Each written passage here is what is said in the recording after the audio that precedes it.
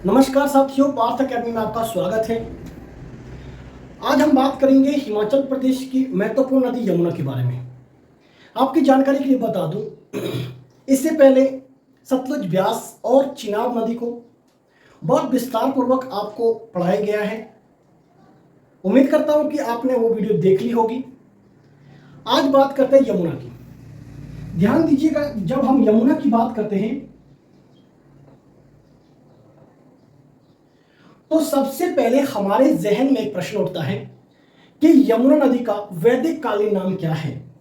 तो आप उत्तर करेंगे कलिंदी। क्या उत्तर करेंगे? कलिंदी। यहीं पर प्रश्न उठता है कि जो यमुना नदी है इसका संस्कृत नाम क्या है। तो आप बोलेंगे संस्कृत नाम क्या है, तो आप बोलेंगे यमुना। क्या इसका संस्कृत नाम है? यमुना। ठीक है जी, ओके। अब यहीं पर प्रश्न उठते हैं कुछ कि यमुना नदी के और क्या क्या नाम है, या यूं कहें यमुना नदी को और किन किन नामों से जाना जाता है। तो आपने उत्तर करना है यमुना नदी को सूर्य तन्या नदी के नाम से भी जाना जाता है। सूर्य तन्या नदी के नाम से भी जाना जाता है। और इसके साथ साथ ध्यान देना है, यमुना नदी को यमी के नाम से भी जानते हैं। इस नाम से यमी नदी के नाम से भी जानते हैं। और इसके साथ साथ ध्यान देना है कि जो आपकी यमुना नदी है इसको आसीत नदी के नाम से भी जानते हैं। इस नाम से आसीत नदी के नाम से भी जाना जाता है।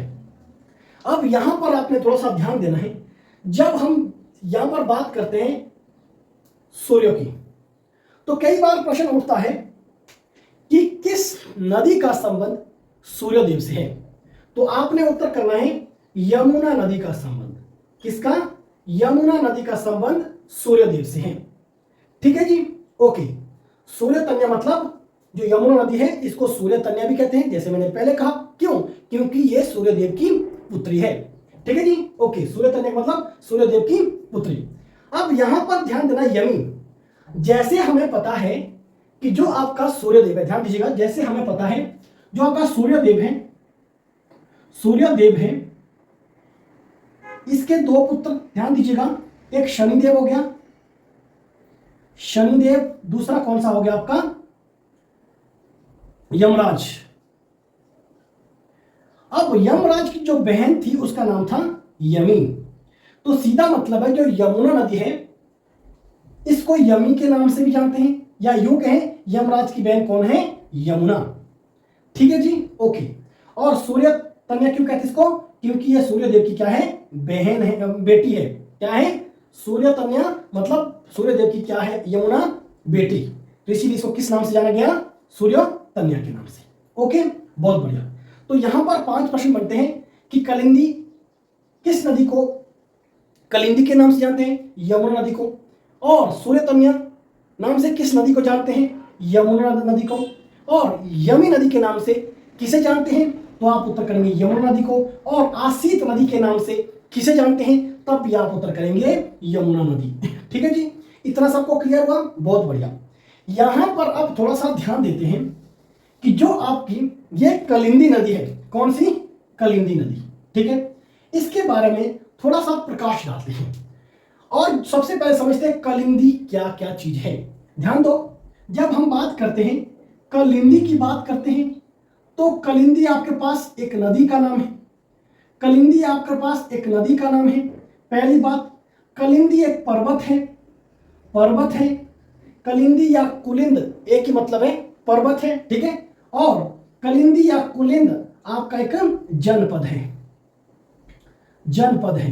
ठीक है जी, क्या है? जनपद। बहुत बढ़िया। या समाज है। क्या? समाज है। या प्रदेश है। ठीक है, बहुत बढ़िया। अब यहां पर ध्यान देना आपने, यहां पर सबसे पहले हमें समझना पड़ेगा कि जो ये आपका कुलिंद समाज है, अगर हम वर्तमान में हिमाचल की बात करें, कहां से कहां तक फैला हुआ ये आपका समाज था। हिमाचल प्रदेश की बात करते हैं, जनपद जो आपका कुलिंद जनपद था, कुलिंद जनपद, इसका जो विस्तार था ये आपका अगर नदी के आधार पर देखें तो सतलुज नदी और या यूं कहें सतलुज नदी से यमुना नदी तक, या सतलुज नदी और यमुना नदी के बीच का जो क्षेत्र था उसे कुलिंद प्रदेश के नाम से जाना गया। ठीक है जी, बहुत बढ़िया।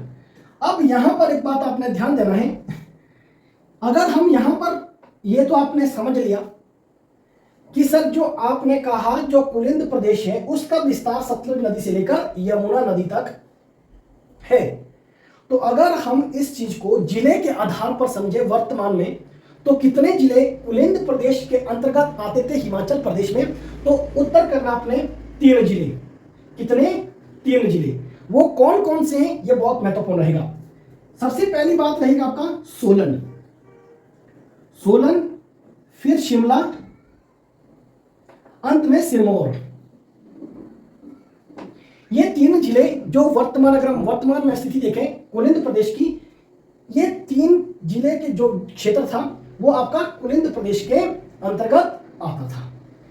आशा करता हूं कि यहां तक आपको हर चीज अच्छे से क्लियर हो गई होगी। देखिए, अब इसी कुलिंद या कलिंदी शब्द को लेते हैं, तो सबसे पहले हम यहां से समझते हैं।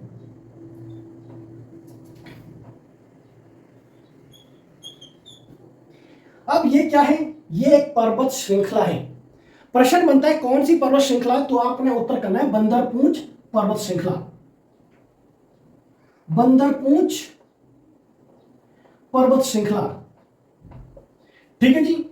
जो बंदरपूंछ पर्वत श्रृंखला है ना, इसको मैसिफ भी कहते हैं। क्या कहते हैं इसको? मैसिफ भी कहते हैं।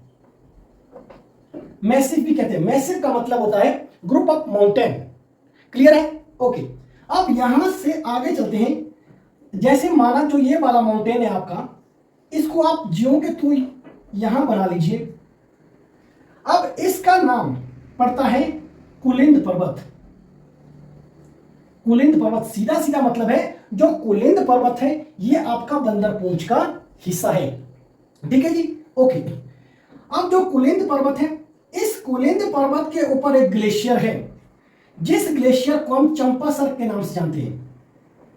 चंपासर ग्लेशियर के नाम से जानते हैं। जो चंपासर ग्लेशियर है वो आपका पानी देता है।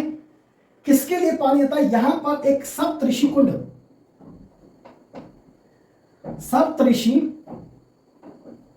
सप्तऋषि कुंड है। और यहां इस बोले तो इस सप्तऋषि कुंड से एक नदी का जन्म होता है या एक नदी का उद्गम होता है।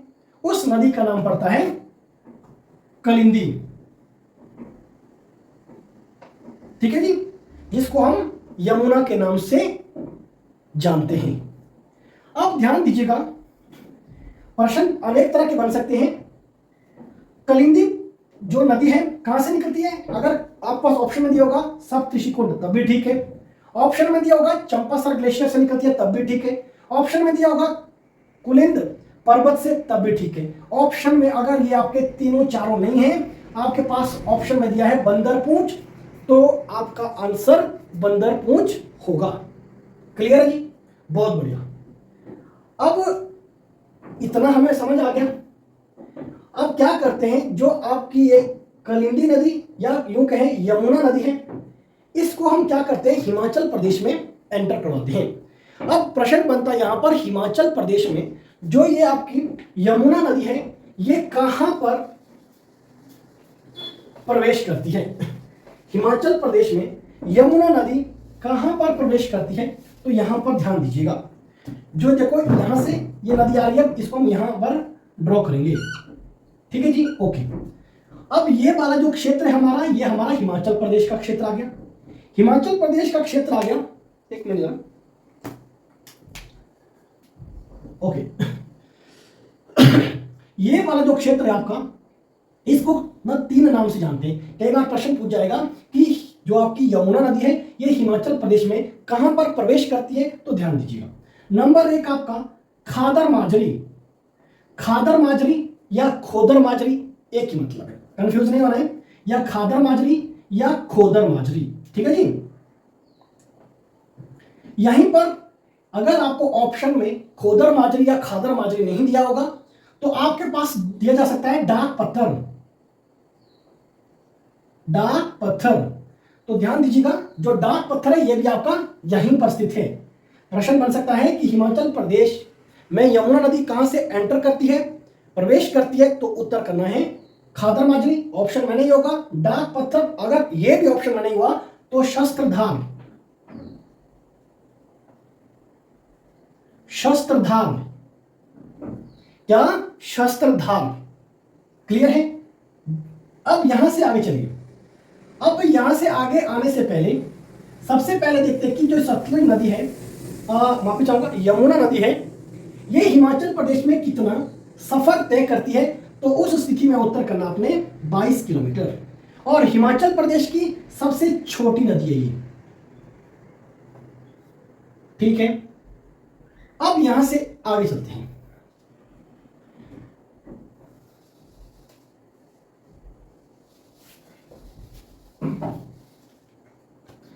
अब हम क्या करेंगे, यमुना नदी को हम यहां से निकालेंगे, ठीक है, और इस वाले चीज को हम मिटा देंगे। अब यहां से हम लाएंगे टोंस नदी को। ये कौन सी नदी है? टोंस नदी। प्रश्न बनता है टोंस नदी किसकी सहायक नदी है? यमुना की सहायक नदी है। और अब यहां पर ध्यान देना, जो टोंस नदी है ये वास्तव में उत्तराखंड और हिमाचल प्रदेश के लिए एक बाउंड्री का निर्माण करती है। ठीक है जी, सीधा सा मतलब यहां से नीचे आपका लगभग उत्तराखंड रहता है और यहां से ऊपर आपका हिमाचल प्रदेश रहता है। और इसी नदी के किनारे पर एक हिमाचल प्रदेश का गांव पड़ता है जिसका नाम है डोडरा क्वार।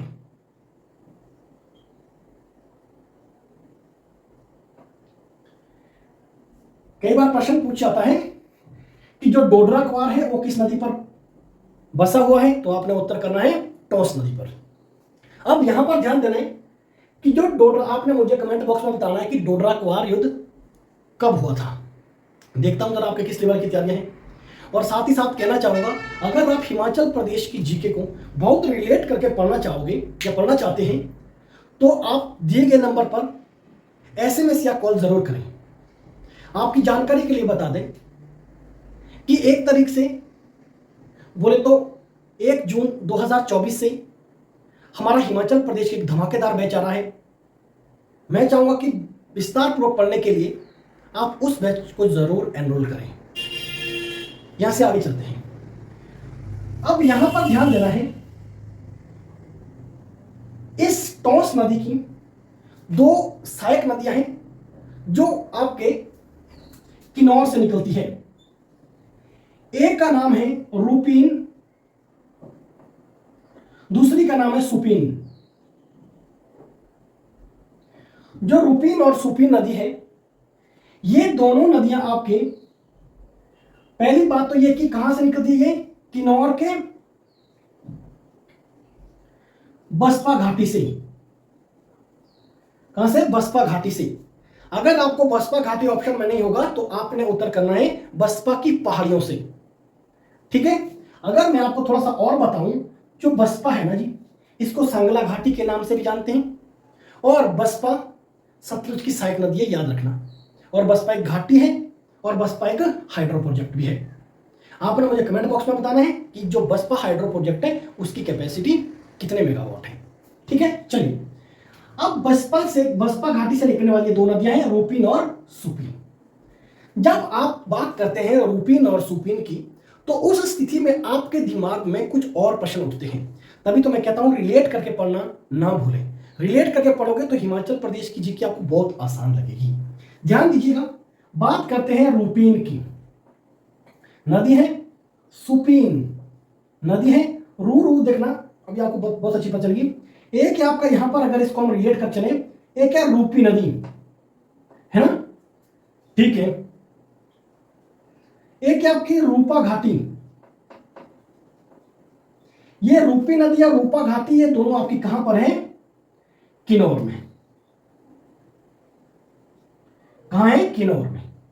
यहीं पर एक और प्रश्न बनता है, क्या बजीरी रूपी,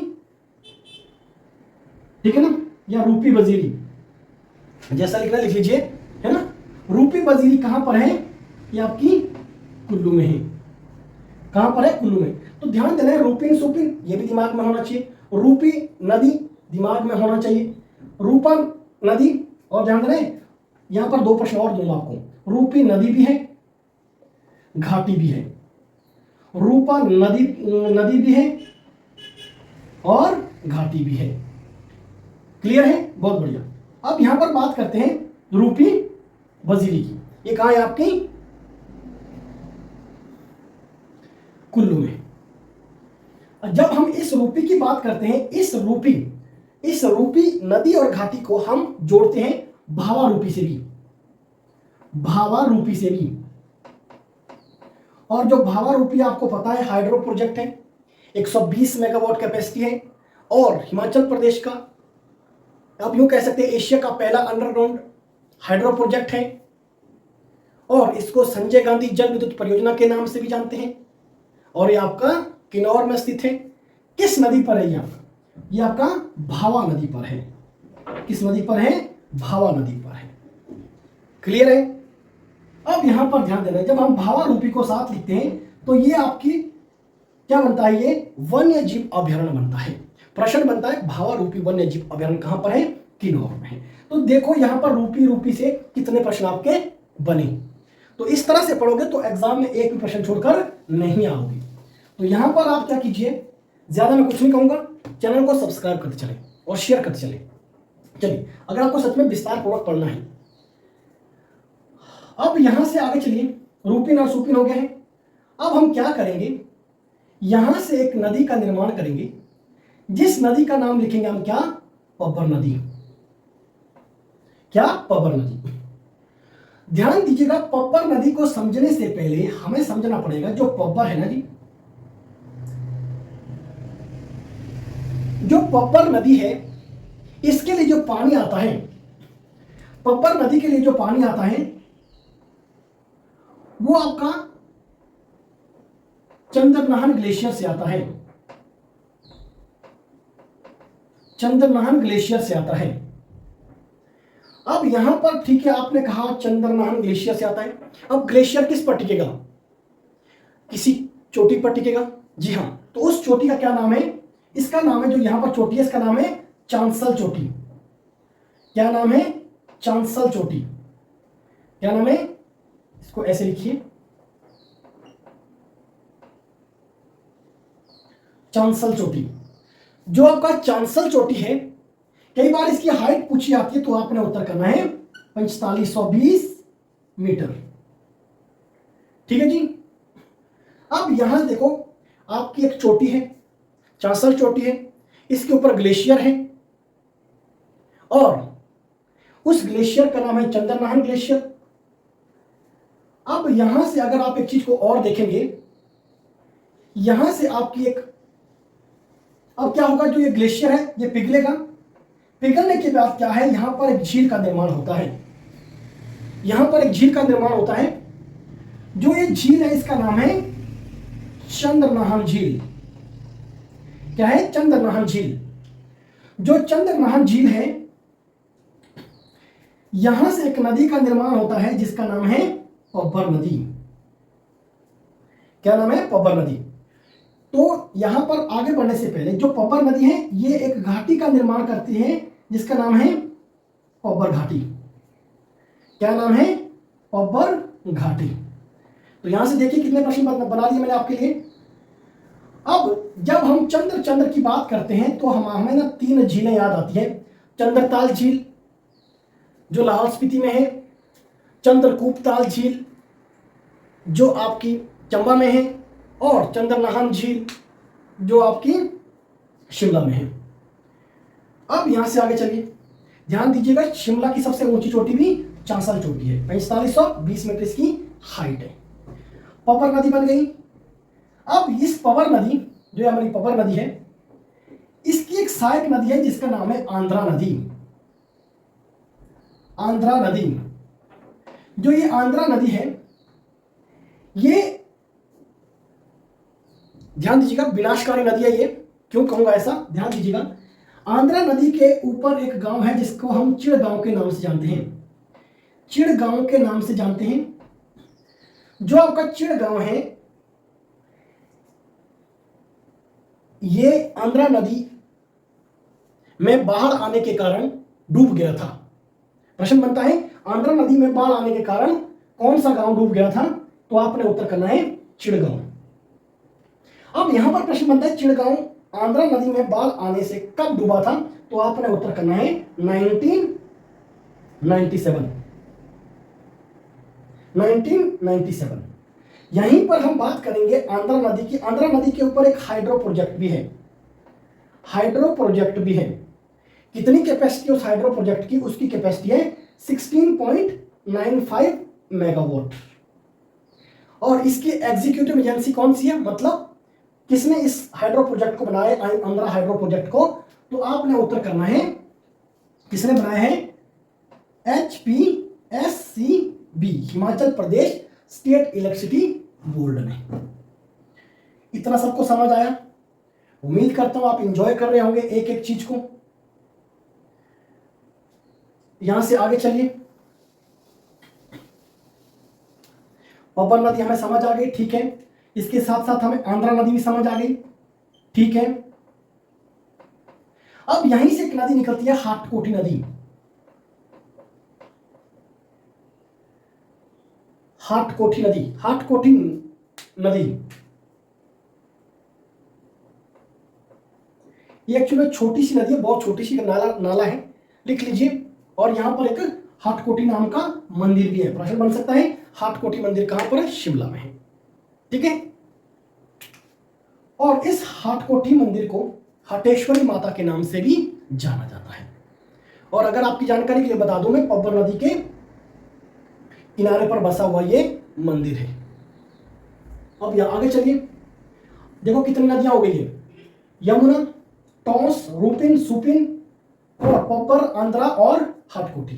एक एक चीज हमें पता होनी चाहिए। इसका मतलब यह हुआ आप वास्तव में क्या कर रहे हैं, नदियों को अच्छे से पढ़ रहे हैं। अब यहां पर एक नदी आती है जिसका नाम है आपका,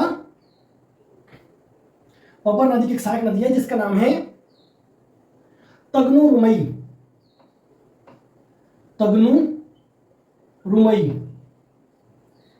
कौन सी नदी है, तगनू रुमई। जो तगनू रुमई है ये भी किसकी सहायक नदी है, पब्बर की सहायक नदी है। ध्यान देना कई बार ना ऑप्शन में प्रश्न आपको कुछ इस तरह से पूछ जाता है कि तगनू रुमई किसकी सहायक नदी है। वहां पर अगर आपको पब्बर नदी ऑप्शन में नहीं दिया होगा तो आपने उत्तर करना है, अगर टॉस नदी भी ऑप्शन में नहीं दिया होगा तो आपने उत्तर करना है यमुना नदी, ठीक है जी। आंध्रा पूछेंगे, पब्बर कर देना, पब्बर की सहायक नदी। अगर पब्बर ऑप्शन में नहीं होगा तो टॉस होगा, टॉस ऑप्शन में नहीं होगा तो यमुना कर देना। क्लियर है? रूपिन, सुपिन अगर आपके पास ऑप्शन में टॉस नहीं होगा तो आपने यमुना कर देना। अब यहां से आगे चलिए, यहां पर हमारे पास एक नदी आती है जिसका नाम है पटसरी नदी। पटसरी नदी, जो पटसरी नदी है, यहां पर ध्यान देना, जो पटसरी नदी है ये नदी भी आपकी किसकी सहायक नदी है, पब्बर की सहायक नदी है। पर ध्यान देना है अगर पब्बर ऑप्शन में नहीं होगा तो यमुना करके आना है। और कई बार प्रश्न पूछा था कि पटसरी नदी कहां से निकलती है, तो आपने उत्तर करना है खड़ा पत्थर से। क्या उत्तर करना है, खड़ा पत्थर से ये पटसरी नदी या पटसारी नदी निकलती है। यहीं पर ध्यान देना आपने, एक टॉस की एक सहायक नदी है जिसका नाम है बिशकुल्टी नदी। बिशकुल्टी कौन सी नदी, बिशकुल्टी नदी। ये भी किसकी सहायक नदी आपकी, टॉस की। अब यहां से आगे ध्यान देते हैं, एक छोटी सी नदी है जिस नदी का नाम है मीनास नदी या मीनस नदी। कौन सी नदी, मीनास नदी या मीनस नदी। जैसे आप देख पा रहे हैं इतनी सभी नदियों को हमने अभी तक देख लिया है। अब यहां से महत्वपूर्ण प्रश्न क्या बनता है, जितनी भी ये नदियां हैं ये पब्बर की सहायक नदियां हुई है ना। और पब्बर नदी अब किस में मिलती है, यहां त्योनी नामक स्थान पर। कहां पर मिलती है, त्योनी, त्योनी नामक स्थान पर। त्योनी नामक स्थान पर, कहां पर, त्योनी नामक स्थान पर जो आपकी पब्बर नदी है ये किसके साथ मिलती है, टॉस नदी के साथ। किसके साथ? टॉस नदी के साथ। और टॉस नदी यमुना के साथ कहां मिलती है? कलसी नामक स्थान पर, कलसी नामक स्थान पर। ठीक है, तो यहां से ये ध्यान देना है, यहां से लेकर यहां तक जितनी भी नदी है ये आपकी पब्बर की सहायक नदी है, तो क्या कहलाई है? पब्बर नदी। अब यहां से आगे इसका नाम पब्बर टॉस नहीं पड़ता है, इसका नाम पड़ता है टॉस नदी। क्या पड़ता है? टॉस नदी। आप बोलेंगे ऐसा क्यों? क्योंकि जो टॉस का वॉल्यूम ऑफ वाटर है ना, जो आपका सीधा मतलब बोलूंगा आपको साधारण भाषा में, जो टॉस नदी का जो पानी है और गहराई है वो आपकी पब्बर नदी से ज्यादा है। जैसे आपको पता होगा कि हिमाचल प्रदेश की जितनी भी आपकी बड़ी बड़ी नदियां हैं, अगर उनमें छोटी छोटी नदियां मिलती है या समा जाती है, तो उस स्थिति में नाम किसका आता है? बड़ी नदी का, जिसकी खाई ज्यादा हो या जिसमें पानी ज्यादा हो। अब ध्यान देना है, कलसी से आगे इस नदी का नाम टॉस नहीं पड़ता है, इसका नाम क्या पड़ता है? यमुना। क्यों? क्योंकि यमुना का जो वॉल्यूम ऑफ वाटर है वो आपका टॉस से ज्यादा है, और जो गहराई है उस नदी की वो भी आपकी टॉस से ज्यादा है। इतना सबको पता होना चाहिए, एग्जाम के दृष्टिकोण से बहुत महत्वपूर्ण है। सभी नदियों को आप एक एक करके लिखिए और याद भी करनी है। अगर आप चाहते हैं कि आपको ट्रिक के माध्यम से नदियां पढ़ाई जाए, तो उसके लिए आपको हमारे लाइव क्लास में एनरोल होना पड़ेगा। चलिए, अब इतना सबको क्लियर हुआ। अब यहां से हम बात करते हैं, देखो हम कहां से कहां पहुंच गए। ये वाला हो गया आपका यमुना, इधर से आ गई आपकी टॉस, यहां थी आपकी पब्बर, मोटा मोटा बताऊंगा, पूरा नहीं बताऊंगा, ठीक है। अब यहां से आगे ध्यान देना है, यहां पर आएगी एक आपकी नदी जिसका नाम है पताल नदी। एक मिनट रुक जाइए, यहां पर क्या होगा ध्यान देना है, यहां से एक नदी आएगी जिसका नाम है गिरि नदी। गिरि नदी के एक सहायक नदी होगी जिसका नाम है पताल नदी। पाताल या पताल, पताल या पताल। तो यहां पर ध्यान देना है, जो पताल नदी है ये कहां से निकलती है? ये निकलती है आपकी चूड़धार से। कहां से निकलती है? ये चूड़धार। अब यहां का वर्णन हम यहां पर करेंगे, चूड़धार। चूड़धार क्या क्या है? चूड़धार से पताल नदी निकलती है, बहुत बढ़िया। और चूड़धार में शिरगुल महादेव का मंदिर भी है। किसका? शिरगुल महादेव का टेंपल कहां पर है? सिरमौर के चूड़धार में, ठीक है। और क्या है चूड़धार? चूड़धार नाम का एक वन्य जीव अभयारण्य भी है, वन्य जीव अभयारण्य, ठीक है। जो चूड़धार वन्य जीव अभयारण्य है ये आपका 1985 में बना था। कब? 1985। और यहां से जैसे मैंने पहले कहा, शिरगुल महादेव, शिरगुल महादेव का मंदिर है यहां पर। और जो चूड़धार है आपकी वन्य जीव अभयारण्य, ठीक है। और चूड़धार आपकी क्या है? एक चोटी भी है। क्या है? चोटी भी है। और इस चोटी की ऊंचाई कई बार पूछी आती है, तो आपने उत्तर करना है 3647, 3647 आप कर सकते हैं, ठीक है। और क्या है ध्यान दीजिएगा, जो आपकी चूड़धार चोटी है ये आपकी सिरमौर की सबसे ऊंची चोटी मानी जाती है। और इस चोटी में कौन देवता बसते हैं? शिरगुल महादेव। और यहां पर आप देखेंगे बहुत ज्यादा जंगल है, और इसे क्या घोषित कर दिया? वन्य जीव अभयारण्य भी घोषित किया। कब घोषित किया? 1985 में। जो चूड़धार है इसको हम और किस नाम से जानते हैं? तो आपने कंफ्यूज नहीं होना है, चूड़ चांदनी के नाम से, चूड़ चांदनी के नाम से, चूड़ चांदनी के नाम से। और जो चूड़धार है ये शिमला के दक्षिणी क्षेत्र में है। कहां पर है ये? शिमला के दक्षिणी क्षेत्र में। उम्मीद करता हूं आप एंजॉय कर रहे होंगे। चलिए, नदी कौन सी निकलती है? लिख लेता हूं, पाताल, पाताल। अब यहां से आगे बात करते हैं गिरि नदी की।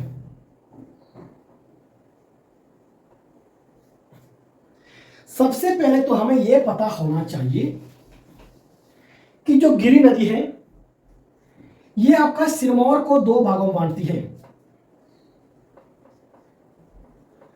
सिरमौर को दो भागों में बांटती है। उसके बाद जो गिरि नदी है ये आपकी कुप्पर पहाड़ियों से निकलती है। कुप्पर पहाड़ियों से निकलती है। एक मिनट, कुप्पर पहाड़ियों नहीं कहते, चोटियां लिखे एक ही मतलब है। कुप्पर चोटी से निकलती है। अब यहीं पर आपने ध्यान देना है, जो गिरि नदी है, जैसे मैंने आपको पहले कहा कि गिरि नदी सिरमौर को दो भागों में बांटती है। एक का नाम है गिरियार, एक का नाम है गिरि पार। अब ध्यान दीजिएगा, गिरि नाम का एक हाइड्रो प्रोजेक्ट भी है जो हिमाचल प्रदेश सरकार का पहला हाइड्रो प्रोजेक्ट है। हिमाचल प्रदेश सरकार बोल रहा हूं, ध्यान रखना है। हिमाचल प्रदेश एचपी गवर्नमेंट का पहला हाइड्रो प्रोजेक्ट है। कितनी कैपेसिटी है? 60 मेगावाट। कितनी कैपेसिटी है? 60 मेगावाट। अब ध्यान देना है, जो गिरि नदी है, गिरि नदी एक झील के किनारे से बहती है। इस झील का नाम है रेणुका झील। रेणुका झील, कई बार प्रश्न बनता है कि रेणुका झील किस नदी के किनारे पर स्थित है। आपने उत्तर करना है रेणुका झील किस नदी के किनारे? गिरि। अब अगर हमें यहां पर बात करूं रेणुका के बारे में, तो ध्यान से सुन लेना। रेणुका हिमाचल प्रदेश की सबसे बड़ी प्राकृतिक झील है और रेणुका नाम का एक अंतर्राष्ट्रीय मेला है और रेणुका एक वन्य जीव अभयारण्य है जिसकी स्थापना 1964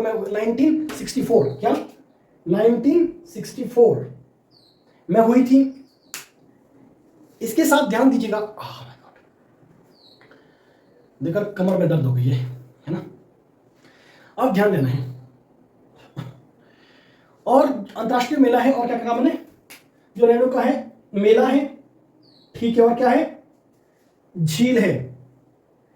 यहां पर प्रश्न बनता है, जो रेणुका झील है हिमाचल प्रदेश की सबसे बड़ी प्राकृतिक झील है और इस झील की जो आकृति है ये सोई हुई औरत की तरह है। कैसी है? सोई हुई औरत की तरह। बाकी हम इसको जब हम झीलें पढ़ेंगे तब विस्तार पूर्वक पढ़ेंगे, है ना। और रेणुका नाम का देखो मेला, झील हो गई, ठीक है, और आपका क्या है? मंदिर भी है। और क्या है रेणुका नाम का? एक वन्य जीव अभयारण्य भी है। और क्या है रेणुका नाम का? ठीक है जी। रेणुका जो झील है इसको हमने रामसर साइट पे घोषित किया। रामसर साइट पे घोषित किया कब? 2005 में। हिमाचल प्रदेश में 3 रामसर साइट के अंतर्गत आने वाली झीलें हैं। एक का नाम पोंग झील है, दूसरे का नाम चंद्रताल झील और तीसरी का नाम क्या है? रेणुका झील। आपने मुझे बताना हिमाचल प्रदेश की उस एकमात्र झील का नाम बताइए जिसके नाम की 5 रुपए की डाक टिकट बनी है।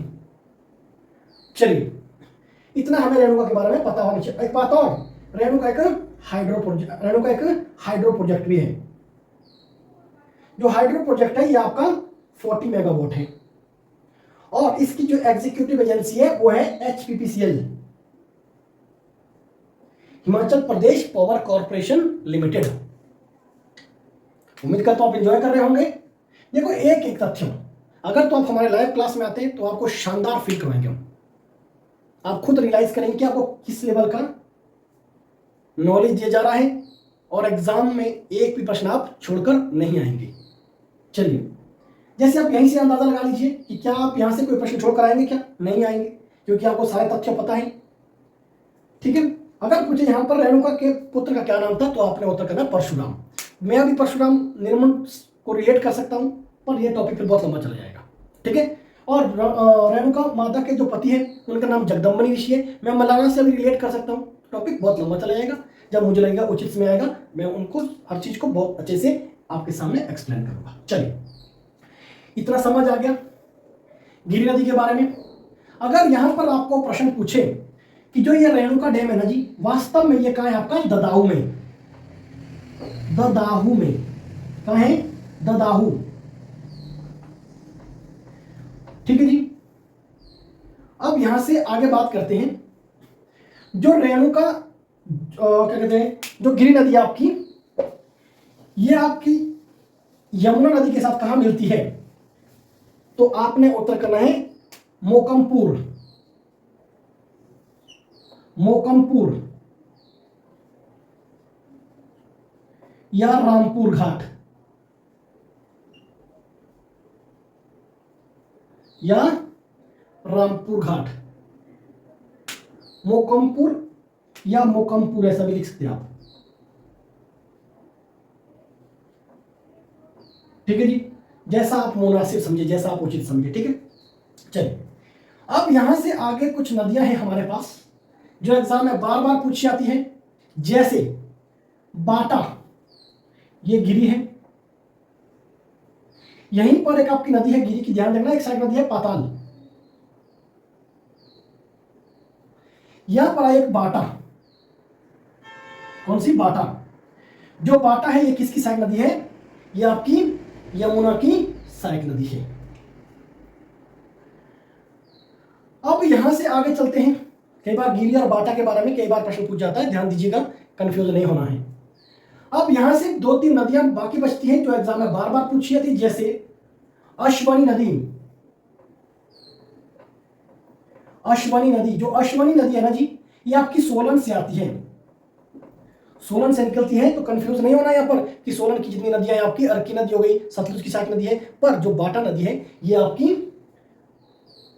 यमुना की, बाटा नहीं, अश्वनी जो नदी आपकी ये यमुना की सहायक नदी है। वेरी वेरी इंपॉर्टेंट, निकलती कहां से, सोलन, है ना। अब यहां पर ध्यान देना आपने, एक नदी आती है जिसको हम मारकंडे नदी के नाम से जानते हैं, मारकंडे नदी के नाम से जानते हैं। जो मारकंडे नदी है, इस नदी के किनारे एक सुकेती फॉसिल पार्क है, सुकेती फॉसिल पार्क है। प्रश्न बनता है सुकेती फॉसिल पार्क कहां पर है, तो आपने उत्तर करना है सिरमौर में। ठीक है जी, सिरमौर में, ठीक है। जो सुकेती फॉसिल पार्क है ये किस नदी के किनारे है, मारकंडे पर। जो आपकी गिरी नदी है इस पर कौन सी झील है आपकी, रेणुका झील। तो ये दोनों चीजें आपने ध्यान रखना है। अगर मैं यहां पर सुकेती को थोड़ा रिलेट करूं, देखो यार, सुकेती आपका फॉसिल पार्क भी है पहली बात, और जो सुकेती है आपका फॉसिल पार्क है पहली बात है, सुकेती रियासत है जो आपकी मंडी में है, और सुकेती नदी भी है और ये भी आपकी मंडी में है। और ध्यान दीजिएगा, जो सुकेती नदी है ये वन घाटी को 2 भागों में बांटती है, और एक सुकेत सत्याग्रह हुआ था, ये कब हुआ था, 1948 में, पंडित पद्म देव के अध्यक्ष थे। तो बहुत सारी बातें इस तरह की जो एडिशनल नॉलेज के तौर पर आपको दिया जाएगा। क्लियर है, बहुत बढ़िया। अब अगर हम यहां पर बात करें, जो आपका मारकंडे नदी है ना जी, इस नदी के किनारे पर कटासन मंदिर भी है, कटासन टेम्पल, कटासन टेम्पल का आपका सिरमौर में। तो ध्यान दीजिएगा, जो मारकंडे नदी है इस पर आपका कटासन देवी मंदिर भी है। अगर मैं आपको मारकंडे शब्द को लेना चाहूंगा, बताना चाहूंगा, तो मारकंडे एक आपका, जैसे कि मैंने कहा, मारकंडे नदी कहाँ है, सिरमौर में। मारकंडे एक टेम्पल भी है जो आपका बिलासपुर में भी है ना, कहाँ है मारकंडे टेम्पल, बिलासपुर में। अगर पूछे मारकंडे यूनिवर्सिटी तो उत्तर करना है सोलन। तो रिलेट करके जितना अच्छा पढ़ोगे उतने से अच्छे से आपकी जो एग्जाम की तैयारी होगी। क्लियर है, ओके। तो ये इतनी सारी आपको नदियां पता होनी चाहिए जो बार बार पूछी जाती है। और अंत में ध्यान देना है आपने, है ना, जैसे मैंने ध्यान दो यहाँ पर, जैसे मैंने कहा रेणुका वन्यजीव अभयारण्य, अगर पूछे सिरमौर में कितने वन्यजीव अभयारण्य, 2, चूड़धार एक्सप्लेन किया और रेणुका एक्सप्लेन किया। ठीक है, अगर पूछे नेशनल पार्क, एक नेशनल पार्क, कौन सा, सिंबरवाला नेशनल पार्क, हिमाचल प्रदेश का सबसे छोटा नेशनल पार्क। अगर पूछे हिमाचल प्रदेश में कितने नेशनल पार्क है, 5, 3 आपके कुल्लू में है, 1 लाहौल स्पीति में, 3 कुल्लू में कौन कौन से, ग्रेट हिमाल national park, Indrakila national park और खीरगंगा नेशनल पार्क। लाहौल स्पीति में पिन वैली नेशनल पार्क और 5वां सिंबरवाला नेशनल पार्क। ठीक है, तो अब यहां से यहां तक ये कौन सा स्थान आया, वो हरियाणा वाला स्थान आया, है ना। तो हरियाणा के कौन से स्थान पर, या यूं कहें हिमाचल प्रदेश के किस स्थान से यमुना नदी हरियाणा में प्रवेश करती है। ठीक है जी, या यूं कहें हिमाचल प्रदेश से यमुना नदी कौन से स्थान पर, यमुना नदी हिमाचल प्रदेश के कौन से स्थान पर हिमाचल को जोड़ती है? तब भी उत्तर करना आपने ताजेवाला नामक स्थान, है ना, यही वाला क्षेत्र ये है ना।